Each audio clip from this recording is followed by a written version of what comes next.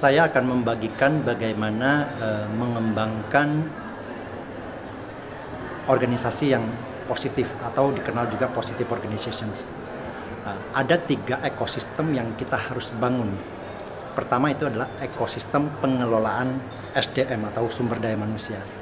Nah, kita sekarang harus mulai terbiasa untuk lebih memfokuskan diri kepada kekuatan seseorang daripada kelemahannya. Jadi di dalam kegiatan pengembangan karyawan, di dalam kegiatan penilaian karyawan, kita harus lebih melatih diri untuk fokus kepada kekuatan atau kelebihan karyawan dibandingkan dengan kekurangan ataupun kelemahannya. Ekosistem kedua yang kita perlu bangun adalah ekosistem sistem atau proses kerja. Kita tidak bisa, yang namanya proses kerja secara alamiah cenderung kaku, maka kita mengenal istilah standard operating procedures. Tetapi di dalam positive organizations kita diminta untuk terbuka terhadap perbaikan prosedur kerja yang kita lakukan selama ini.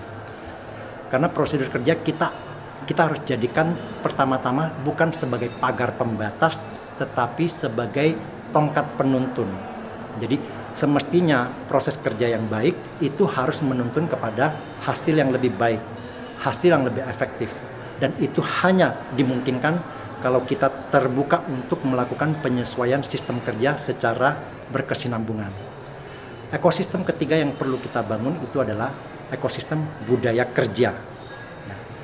Kita harus mulai membiasakan diri dengan budaya yang lebih apresiatif gitu, terhadap keberhasilan-keberhasilan atau pencapaian-pencapaian dilakukan oleh organisasi. Kita harus terbiasa untuk mengapresiasi. Jadi jangan sampai kita begitu sensitif terhadap kegagalan ataupun ketidakberhasilan seseorang, tapi kita tidak apresiatif terhadap keberhasilan atau kesuksesan dia di dalam bekerja.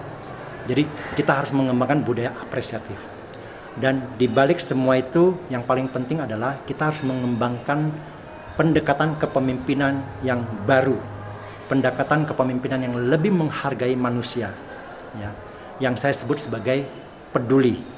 Sama seperti cerita dari Simon Sinek di bukunya The Leaders Eat Last, kita bisa belajar bagaimana para pemimpin di Angkatan Laut atau Navy SEAL Amerika, mereka memberikan contoh, mereka makan paling belakang, duduk di deretan bangku yang paling belakang. Itu adalah sebuah pembelajaran bahwa seorang pemimpin harus mengutamakan orang-orang yang dipimpinnya. Ya, kalau kita bisa melakukan semua itu dengan baik, niscaya kita akan bisa mendapatkan positive organizations.